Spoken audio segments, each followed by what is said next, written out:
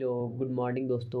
Welcome to my YouTube channel A1 education Patna. तो दोस्तों आज हम लोग लेके आए हैं साइंस का पहला सीरीज। तो आप लोग दोस्तों वीडियो में बने रहे और हमारे चैनल को लाइक कमेंट सब्सक्राइब करना ना भूलें। तो चलिए दोस्तों आज की क्वेश्चन को हम लोग आगे बढ़ते हैं। देखते हैं पहला क्वेश्चन क्या है। पहला क्वेश्चन है दोस्तों कि पीएच का कौन सा मान क्षारक विलयन को निरूपित करता है। क्वेश्चन है पीएच का कौन सा मान क्षारक विलयन को निरूपित करता है। ऑप्शन ए है 2, बी है 7, सी है 13, डी है 6। जब पीएच की बात आई है दोस्तों तो पीएच के बारे में थोड़ा बहुत तो सब जानते होइएगा, 9th में पढ़ने को मिलता ही है, लेकिन फिर भी मैं एक बार अच्छे से आप लोगों को बता देता हूँ दोस्तों। एक स्केल बना हुआ होता है, देखिएगा पीएच स्केल आप पढ़े होइएगा, जिसमें एक डाटा स्टार्ट होता है 0 से लेकर के, बीच में 7 होता है और लास्ट में कितना होता है 14 होता है। अगर किसी भी चीज़ में इस स्केल को डालते हैं, अगर उसका वैल्यू इसके बीच में आता है 0 और 7 के बीच में आता है तो इसको हम लोग बोलते हैं क्या, तो एसिडिक होते हैं, एसिडिक बोलते हैं। मतलब इसको क्या बोलेंगे, अम्लीय बोलते हैं। अगर 7 पे आता है तो उसको क्या बोलते हैं, न्यूट्रल बोलते हैं। और अगर 7 से लेकर 14 के बीच में आता है दोस्तों तो उसको हम लोग क्या बोलते हैं, एल्कलाइन, जिसको हम लोग क्या बोलते हैं, क्षारीय बोलते हैं। इसको हम लोग क्या बोलते हैं, क्षारीय बोलेंगे। तो बताइए क्या पूछ रहा है दोस्तों कि पीएच का कौन सा मान क्षारक विलयन को निरूपित करता है, मतलब क्षारीय विलयन को। तो मतलब 2, मतलब ये क्या हो जाएगा, एसिडिक हो जाएगा। 2 तो एसिडिक हो जाएगा, ये होगा नहीं। 7 न्यूट्रल हो जाएगा। 13 क्या हो जाएगा, क्षारीय हो जाएगा। आप लोग भी देख सकते हैं दोस्तों, पीएच स्केल से अनुमाना लगाइए कि 7 और 14 के बीच का क्या होता है, क्षारीय। तो यहाँ 13 है तो क्या हो गया, इसका राइट आंसर क्या हो जाएगा 13। 6 है तो ये फिर क्या हो जाएगा, एसिडिक ही हो जाएगा। तो अच्छे से हम लोग इस क्वेश्चन को देख लिए दोस्तों। इसी के साथ हम लोग नेक्स्ट क्वेश्चन पे मूव करते हैं दोस्तों। अगला क्वेश्चन है हम लोग का दोस्तों कि ओजोन का आणविक सूत्र क्या होता है। ओजोन जो लेयर है हमारे वायुमंडल में, उसका आणविक सूत्र क्या होता है दोस्तों। तो ऑप्शन नंबर ए है O4, बी है O3, सी है O2, डी है O5। जल्दी से बताइए दोस्तों इसका राइट आंसर कौन सा हो जाएगा। तो इसका राइट आंसर हो जाएगा दोस्तों O3। जितने भी क्वेश्चन हम लोग कर रहे हैं दोस्तों, ये बिहार पैरामेडिकल, बिहार डीएलएड के एग्जाम के दृष्टिकोण से बहुत ही वीविया है। तो आप लोग सारे क्वेश्चन को अच्छे से करते चलिएगा, नोट करते चलिएगा। इसी के साथ हम लोग नेक्स्ट क्वेश्चन पे मूव करते हैं दोस्तों। हम लोग का अगला क्वेश्चन है दोस्तों, तरंग दैर्घ्य को समानता व्यक्त किया जाता है। यहाँ पे तो ऐसा यूनिट पूछ दिया है ऐसे, लेकिन अगर बात आती है व्यक्त करने की तो तरंग दैर्घ्य को हम लोग क्या होता है, लेमडा के द्वारा हम लोग इंडिकेट करते हैं। ऐसे हम लोग इसको इंडिकेट करते हैं। और इसका जो एसआई यूनिट होता है तरंग दैर्घ्य का, वह होता है मीटर। क्या होता है दोस्तों, तो मीटर होता है, मीटर। तो तरंग दैर्घ्य को समानता व्यक्त किया जाता है। ऑप्शन नंबर ए है मीटर में, बी है स्टेज में, सी है मीटर सेकंड में, डी है इनमें से कोई नहीं। तो इसका राइट आंसर जल्दी से बताइए दोस्तों क्या हो जाएगा, तो मीटर में हो जाएगा। ठीक है दोस्तों, इसी के साथ हम लोग नेक्स्ट क्वेश्चन पे मूव करते हैं। अगला क्वेश्चन है, किसी चालक तार से प्रवाहित विद्युत धारा में गतिशील कण होगा। किसी भी वायर में, आपके घर में हो गए इलेक्ट्रिक वायर, उसमें जो धारा प्रवाहित होता है उसमें पूछ रहे हैं कि कौन सा कण चलता है। तो आप लोग बचपन से पढ़ते आइए, 8 9 10th में भी पढ़ने आता है कि विद्युत धारा में जो कण चलते रहता है वो कौन सा होता है। देखते हैं, ऑप्शन नंबर ए है न्यूट्रॉन, बी है प्रोटॉन, सी है इलेक्ट्रॉन, डी है कोई नहीं। कौन सा हो जाएगा इसका राइट आंसर दोस्तों, जल्दी से बताइए। इसका राइट आंसर हो जाएगा इलेक्ट्रॉन। विद्युत धारा में कौन सा कण चलती है, तो इलेक्ट्रॉन चलती है दोस्तों। ठीक है, इसी के साथ हम लोग नेक्स्ट क्वेश्चन पे मूव करते हैं दोस्तों। अगला क्वेश्चन है, अनवीकरणीय ऊर्जा का स्रोत है। ये भी बहुत ही वीवीआई क्वेश्चन है, एग्जाम्पल में आ जाता है। 3 4 को ऑप्शन मिल जाएगा और पूछेंगे आपसे कि नवीकरणीय कौन है और अनवीकरणीय कौन है। तो अनवीकरणीय ऊर्जा का स्रोत पूछ रहा है। अनवीकरणीय ऊर्जा का स्रोत कौन कौन सा। ऑप्शन नंबर ए है कोयला, बी है पवन, सी है जल, डी है सूर्य। जब अनवीकरणीय का है तो इसके बारे में थोड़ा अच्छे से डिटेल से हम लोग पढ़ लेते हैं, आज के बाद कभी फिर दिक्कत ना हो हमको चूज करने में। अनवीकरणीय का मतलब होता है जिसको नॉन रिन्यूएबल रिसोर्सेज, मतलब पुनः प्राप्ति नहीं किया जा सकता। इसका मतलब क्या हुआ दोस्तों, पुनः प्राप्ति नहीं किया जा सकता। अनवीकरणीय ऊर्जा कहने का मतलब है दोस्तों ऐसा ऊर्जा का स्रोत जिसे हम लोग क्या करते हैं, पुनः प्राप्ति नहीं किया जा सकता। तो एग्जाम्पल में क्या क्या हो जाएगा इसका दोस्तों, देखते हैं। इसका एग्जाम्पल हो जाएगा आपको कोयला हो जाएगा, दूसरा हो जाएगा तेल हो जाएगा, परमाणु ऊर्जा हो गया, इसी तरह बहुत सारा है, जैसे कि हो गया पेट्रोलियम, हो गया प्राकृतिक गैस, हो गया जिसको सीएनजी बोलते हैं, एलपीजी हो गया, बैटरी हो गया, सेल हो गया। इन्हें हम लोग क्या कर सकते हैं, पुनः प्राप्ति नहीं कर सकते हैं। तो ये सब किसका एग्जाम्पल हो जाएगा, अनवीकरणीय ऊर्जा का स्रोत हो जाएगा। अगर इसी तरह अभी तो हम लोग अनवीकरणीय पर, अगर नवीकरणीय पूछ देते तो क्या हो जाएगा, नवीकरणीय का मतलब हुआ कि जिनसे पुनः क्या हो जाएगा, जिससे क्या हो जाएगा, पुनः प्राप्त किया जा सकता है, जिससे पुनः प्राप्त किया जा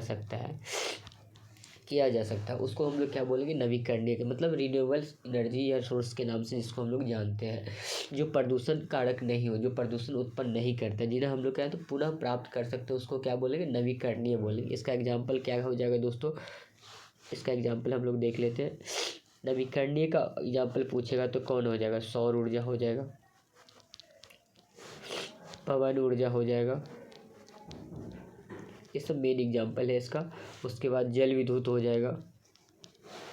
इसी की तरह और भी है, ज्वारीय ऊर्जा हो गया, बायोमास हो गया, जैव ईंधन हो गया, इसी तरह बहुत सारा है। तो हम लोग का जो अभी क्वेश्चन है उसको फोकस करते हैं कि पहला क्वेश्चन है हम लोग का 5वां नंबर का, अनवीकरणीय ऊर्जा का स्रोत। अभी तुम लोग अच्छे से डिटेल में बता दिए, तो जल्दी से बताइए इसका राइट आंसर कौन सा हो जाएगा। ऑप्शन नंबर ए है कोयला, बी है पवन, सी है जल, डी है सूर्य। इसका राइट आंसर हो जाएगा ए कोयला। कोयला क्या अनवीकरणीय ऊर्जा है, और पवन जल सूर्य जो है ये हमारा क्या है, नवीकरणीय ऊर्जा। इसे हम पुनः प्राप्त कर सकते हैं, लेकिन कोयला को पुनः प्राप्त नहीं कर सकते, एक बार जल गया तो जल गया, मतलब वह क्या हो गया, तो अनवीकरणीय ऊर्जा हो जाएगा। ठीक है दोस्तों, इसी के साथ हम लोग नेक्स्ट क्वेश्चन पे मूव करते हैं। अगला क्वेश्चन है कि विद्युत हीटर के तार की कुंडली बनी होती है। विद्युत हीटर जो हमारे घर में यूज किया जाता है दोस्तों, उसमें जो तार की कुंडली पतला सा वायर होता है वो किस चीज़ का बना होती है। तो ऑप्शन नंबर ए है तांबा की, बी है जास्ता की, सी है टंगस्टन की, डी है निक्रोम की। जल्दी से बताइए इसका राइट आंसर क्या हो जाएगा दोस्तों। तो विद्युत हीटर की तार की जो कुंडली होती है क्या चीज़ का बनी होती है दोस्तों, तो निक्रोम की बनी होती है। एक और क्वेश्चन बहुत ही इंपॉर्टेंट आती है कि बल्ब का जो फिलामेंट होता है, बल्ब जो होता है इसका जो फिलामेंट होता है वो क्या चीज़ का बना होता है, तो वो पूछाएगा तो वो क्या हो जाएगा दोस्तों, टंगस्टन की बनी होती है। बल्ब का फिलामेंट अगर पूछेगा तो टंगस्टन की हो जाएगा, और विद्युत हीटर की तार की कुंडली पूछेगा तो क्या हो जाएगा, निक्रोम हो जाएगा। इसी के साथ हम लोग नेक्स्ट क्वेश्चन पे मूव करते हैं दोस्तों। अगला क्वेश्चन है हम लोग का कि किसी परिपथ का वह गुण जो विद्युत ऊर्जा को ऊष्मा में बदल देता है उसको क्या बोलते हैं।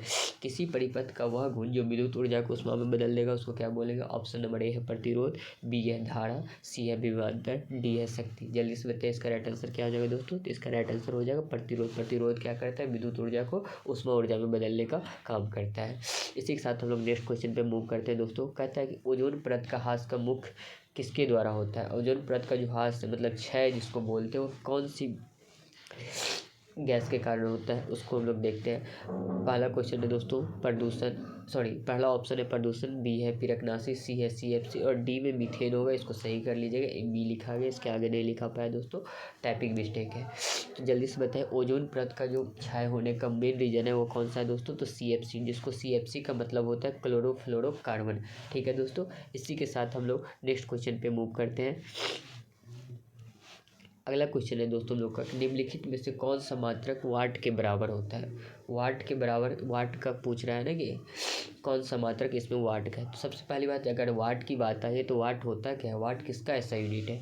तो हम लोग पढ़ते हैं दोस्तों शक्ति, शक्ति का ऐसा यूनिट क्या होता है दोस्तों, वाट, जिसको हम लोग डब्ल्यू के द्वारा सूचित करते हैं। तो शक्ति का ऐसा यूनिट वाट होता है। तो अब देखिए क्या पूछ रहा है आपको, मात्रक पूछ रहा है। तो देखते हैं कि मात्रक नहीं भी याद रहे तो कैसे हम लोग निकालेंगे। तो वाट किसका होता है, शक्ति का। तो शक्ति शक्ति का ऐसा मात्रक क्या होता है दोस्तों, वाट होता है। तो शक्ति को पी द्वारा सूचित करते हैं, और पावर बराबर क्या होता है, वर्क बटे चेंज इन टाइम लिखते हैं ना दोस्तों, ये लिखते हैं। तो वर्क का क्या हो जाए, शक्ति का, इसी का ना यूनिट वाट होता है। तो इसी का क्या पूछ रहा है हमको, मात्रक पूछ रहा है। तो वर्क का क्या होता है, देखिए फिर से एक बार देख देते हैं। पावर बराबर क्या होता है, वर्क बटे चेंज इन टाइम होता है। तो वर्क, कार्य का ऐसा यूनिट क्या होता है, तो जूल होता है। टाइम का क्या होता है, सेकेंड होता है। तो जल्दी से बताएं पावर इसी का वाट होता है, तो वाट का ना मात्रक पूछ रहा है, तो वाट का मात्रक क्या होता है, जूल पर सेकंड हो जाएगा। तो जल्दी से बताएं इसका राइट आंसर कौन सा हो जाएगा दोस्तों, वाट का पूछ रहा है कि निम्नलिखित में कौन सा मात्रक डब्ल्यू के बराबर हो जाएगा, तो कौन सा हो जाएगा, जूल पर सेकंड राइट आंसर हो जाएगा। इसी के साथ हम लोग नेक्स्ट क्वेश्चन पे मूव करते हैं दोस्तों। अगला क्वेश्चन है हम लोग का कि नेत्र द्वारा किसी वस्तु का कैसा प्रतिबिंब बनता है। नेत्र के द्वारा हम लोग का जो मनुष्य का जो आँख होता है वो हमारा कैसा प्रतिबिंब बनाते हैं। ये भी क्वेश्चन कई बार Bihar paramedical, Bihar DElEd, other भी कंपटीशन एग्जाम में कई बार आ चुका है। इस क्वेश्चन को भी अच्छे से आप लोग वीवीआई मार्क करके देखिएगा कि नेत्र के द्वारा किसी वस्तु का कैसा प्रतिबिंब बनता है। तो पहला ऑप्शन है वास्तविक उल्टा तथा बड़ा बनाता है, दूसरा है काल्पनिक सीधा तथा छोटा, तीसरा ऑप्शन है काल्पनिक उल्टा तथा बड़ा, चौथा ऑप्शन है वास्तविक उल्टा तथा छोटा। तो हमारा जो आँख है दोस्तों कैसा प्रतिबिंब बनाता है, वास्तविक उल्टा तथा छोटा प्रतिबिंब बनाते हैं। इस चीज़ को अच्छे से याद। और ये हमारे आँख में जो लेंस होता है वो कौन सा लेंस होता है दोस्तों, तो उत्तल लेंस होता है। कौन सा लेंस होता है दोस्तों, तो उत्तल लेंस होता है। और उत्तल लेंस जो होता है यही हमारा क्या होता है, वास्तविक उल्टा तथा क्या होता है, छोटा प्रतिबिंब को बनाता है। ठीक है दोस्तों, इसी के साथ हम लोग नेक्स्ट क्वेश्चन पे मूव करते हैं। अगला क्वेश्चन है कि विद्युत परिपथ में विद्युत धारा को मापने का उपयोग होता है। हमारे घर में जो विद्युत परिपथ लगा होता है या कहीं भी, तो विद्युत धारा के मापने वाला एक यंत्र होता है, उसको क्या बोलते हैं, उस यही क्वेश्चन पूछ रहा है। तो ऑप्शन नंबर ए है गैल्वेनोमीटर, बी है वोल्टमीटर, सी है वोल्टामीटर और डी है आमीटर। तो विद्युत परिपथ में विद्युत धारा के मापने वाला जो यंत्र होता है उसका राइट आंसर क्या हो जाएगा दोस्तों, आमीटर होता है। आमीटर जो होता है उसका काम क्या होता है दोस्तों, कि विद्युत परिपथ में विद्युत धारा को मापने का काम करता है। इसी के साथ हम लोग एक देख लेते हैं कि गैल्वेनोमीटर की जब बात आया है तो ये जो गैल्वेनोमीटर है इसका क्या वर्क होता है। इस चीज़ को हम लोग देखते हैं दोस्तों कि गैल्वेनोमीटर जो होता है, यहाँ इसी को हम लोग गैल्वेनोमीटर को ही हम लोग क्या बोलते हैं, धारा मापी भी बोला जाता है। इसको क्या बोला जाता है, धारा मापी बोला जाता है। यह बताता है कि करंट जो हम लोग देते हैं किसी वायर में, उसका मैग्नीट्यूड और डायरेक्शन जो है किस दिशा की ओर है, उसी यही बताते हैं। कौन बताता है, गैल्वेनोमीटर बताता है। और विद्युत धारा में, विद्युत पथ में विद्युत धारा को मापने का जो यंत्र था उसको हम लोग क्या बोलते हैं, एमीटर बोलते हैं, उसको एमीटर बोलते हैं। और ये जो होता है धारा मापी गैल्वेनोमीटर, इसका काम क्या होता है, यह विद्युत पथ में विद्युत धारा के मैग्नीट्यूड और डायरेक्शन को बताता है। एक और चीज़ आता है दोस्तों, वो है वोल्ट मीटर। वोल्ट मीटर का जो वर्क होता है उसको भी देख लेते हैं। वोल्ट मीटर जो होता है इसका काम क्या होता है, दो बिंदुओं के बीच का विभवांतर किसी परिपथ में, ये मान लीजिए यहाँ से यहाँ तक वायर गया थी, इसके और इसके बीच का जो विभवांतर है उसी को हम लोग कौन बताता है, तो ये वोल्ट मीटर का काम होता है। वी से वोल्ट मीटर, वी से विभवांतर। बहुत सारा क्वेश्चन यहाँ सब्जेक्टिव बन गया दोस्तों, बहुत ही इंपॉर्टेंट क्वेश्चन है, आप लोग अच्छे से नोट करिएगा। चलिए इसी के साथ हम लोग नेक्स्ट क्वेश्चन पे मूव करते हैं। अगला क्वेश्चन है दोस्तों हम लोग का कि निम्नलिखित में से कौन विद्युत शक्ति को निरूपित नहीं करता है। यहाँ पे क्वेश्चन थोड़ा मिस्टेक हो गया, क्वेश्चन होगा निम्नलिखित में से कौन विद्युत शक्ति को निरूपित करता है, विद्युत शक्ति को निरूपित करता है। तो विद्युत शक्ति का एक फार्मूला आप लोग पढ़े कि पावर बराबर होता है वर्क बटे चेंज इन टाइम होता है। ठीक है, एक फार्मूला होता है कि पावर बराबर IR² होता है। ठीक है, ये फार्मूला भी होता है। तो इसका राइट आंसर कौन सा हो जाएगा दोस्तों, ऑप्शन नंबर डी हो जाएगा। ठीक है दोस्तों, इसका राइट आंसर कौन सा हो जाएगा, ऑप्शन नंबर डी हो जाएगा। इसी के साथ हम लोग नेक्स्ट क्वेश्चन पे मूव करते हैं दोस्तों। अगला क्वेश्चन है निम्नलिखित में से किसी वस्तु का वास्तविक प्रतिबिंब कौन बना सकता है। कुछ देर पहले ही पढ़े थे हम लोग का जो मानव नेत्र है वो वास्तविक उल्टा तथा छोटा प्रतिबिंब बनाता है। तो वास्तविक प्रतिबिंब कौन बना रहा था, उत्तल लेंस बना रहा था ना, जो हमारे मानव आँख के अंदर है। तो ऑप्शन नंबर ए है कांच की पट्टिका, बी है उत्तल लेंस, सी है अवतल लेंस, डी है इनमें से कोई। तो जल्दी से बताइए वास्तविक प्रतिबिंब कौन बनाता है। इसका राइट आंसर हो जाएगा उत्तल लेंस हो जाएगा। ठीक है दोस्तों, इसी के साथ हम लोग नेक्स्ट क्वेश्चन पे मूव करते हैं। अगला क्वेश्चन है किसी बिंदु वस्तु से निकल कर किरणें किसी लेंस से अपरिवर्तित होकर जिस बिंदु पर मिलती है उसको हम लोग क्या बोलते हैं। 9th-10th की चीज़ें है दोस्तों, लेकिन बहुत बार क्वेश्चन इससे भी आ चुकी है। ये भी क्वेश्चन बिहार पैरामेडिकल डीएलएड दोनों में, किसी बिंदु वस्तु से किसी ऑब्जेक्ट से निकल कर जो रह जाती है अपरिवर्तित को जिस बिंदु पर मिलती है उसको क्या बोलते हैं, जहाँ पे करते हैं उसको हम लोग क्या बोलते हैं। देखते हैं, ऑप्शन नंबर ए है वक्रता केंद्र, बी है प्रतिबिंब बिंदु, सी है फोकस, डी है प्रकाश केंद्र। जल्दी से बताएं इसका राइट आंसर क्या हो जाएगा दोस्तों, तो फोकस हो जाएगा। जहाँ पे अपरिवर्तित होकर मिलती है उसको हम लोग क्या बोलते हैं दोस्तों, तो फोकस बोलते हैं। ठीक है, इसी के साथ हम लोग नेक्स्ट क्वेश्चन पे मूव करते हैं दोस्तों।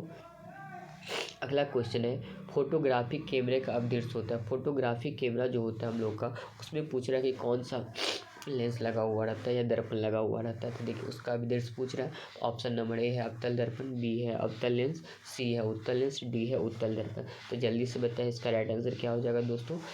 फोटोग्राफी कैमरे का जो अपदृश्य होता है क्या हो जाएगा, इसका राइट आंसर हो जाएगा उत्तल लेंस दोस्तों। ठीक है, अच्छे से सारे क्वेश्चन को आप लोग नोट करते चलेगा। इसी के साथ हम लोग नेक्स्ट क्वेश्चन पे मूव करते हैं दोस्तों। अगला क्वेश्चन है तालाब किस प्रकार का पारिस्थितिक तंत्र है।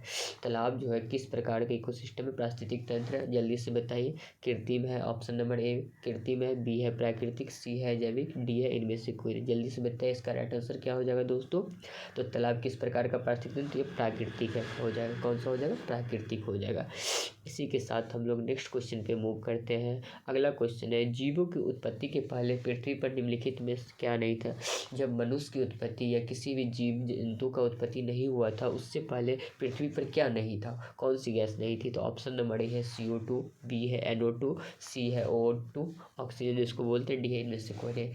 तो फिर जीवों की उत्पत्ति से पहले कौन सी गैस नहीं थी, तो ऑक्सीजन नहीं थी पृथ्वी पर। ठीक है दोस्तों, ये भी बहुत ही इंपॉर्टेंट क्वेश्चन है, इसको भी आई मार्क कर लीजिएगा। ठीक है, इसी के साथ हम लोग नेक्स्ट क्वेश्चन पे मूव करते हैं। अगला क्वेश्चन है हम लोग का दोस्तों, एक माइक्रो एम्पियर विद्युत धारा होता है। एक माइक्रो एम्पियर विद्युत धारा कितने के बराबर होता है। तो एक माइक्रो एम्पियर जो विद्युत धारा होता है दोस्तों, कितने के बराबर होता है ये बताना है। ऑप्शन नंबर ए है 10⁻⁷, बी है 10⁻⁻6, सी है 10⁻⁻5, सी है डी 10⁻⁻4 एम्पियर। तो एक माइक्रो एम्पियर जो होता है दोस्तों 10⁻⁷ एम्पियर के बराबर होता है। ठीक है दोस्तों, तो ऑप्शन नंबर इसका कौन सा हो जाएगा, ए राइट हो जाएगा। ठीक है, इसी के साथ हम लोग नेक्स्ट क्वेश्चन में बढ़ते हैं। अगला क्वेश्चन है कि नरौरा नाभिकीय विद्युत संयंत्र किस राज्य में स्थित है। नरौरा नाभिकीय विद्युत संयंत्र जो है किस राज्य में स्थित है। ऑप्शन नंबर ए है राजस्थान, बी है गुजरात, सी है महाराष्ट्र, डी है उत्तर प्रदेश। जल्दी से बताएं इसका राइट आंसर कौन सा हो जाएगा। तो नरौरा नाभिकीय विद्युत संयंत्र किस राज्य में हो जाएगा दोस्तों, तो उत्तर प्रदेश में हो जाएगा। ठीक है, इसी के साथ हम लोग नेक्स्ट क्वेश्चन में बढ़ते हैं। अगला क्वेश्चन है दोस्तों हम लोग का, उत्तल लेंस द्वारा आवर्धित काल्पनिक प्रतिबिंब तब बनता है जब वस्तु रहती है। उत्तल लेंस, हमारे आँख में भी उत्तल लेंस ही होती है, याद है ना। और कैसे प्रतिबिंब बनाता है, वास्तविक, उल्टा तथा छोटा। ये पूछ रहा है ना कि उत्तल लेंस के द्वारा आवर्धित मतलब बड़ा काल्पनिक कब बनेगा। तो देखिए आप लोग को इस क्वेश्चन को भी अच्छे से समझा देते हैं बना के डायग्राम के साथ। ये हमारा उत्तल लेंस है, ये ये हमारा पोल हो गया, ये F1 हो गया, ये 2F1 हो गया, और ये F2 हो गया, ये 2F2 हो गया। जब वस्तु को आप यहाँ रखिएगा तो क्या होगा दोस्तों कि एक रे ऐसे जाएगी जो फोकस से डाइवर्ट होकर इधर आ जाएगी। ठीक है, और एक रे ऐसे जाएगी जो यहाँ मतलब यहाँ पे इसका इमेज बन जाएगा। तो देखिए कहाँ पे आके कह उत्तल लेंस को कब कहाँ पे रखे थे, कहाँ पे वस्तु को रखना है, यही चीज़ पूछ रहा है। उत्तल लेंस द्वारा आवर्धित काल्पनिक बड़ा सा यहाँ बना ना इमेज, तो यही पूछ रहा है ना कि ये जो इमेज बना कब बना और कहाँ पे वस्तु को रखे। तो वस्तु को कहाँ रखे, फोकस और क्या होता है लेंस, यही मेरा लेंस है, इसी के बीच में जब वस्तु को हम यहाँ रखे थे यहाँ पे बना।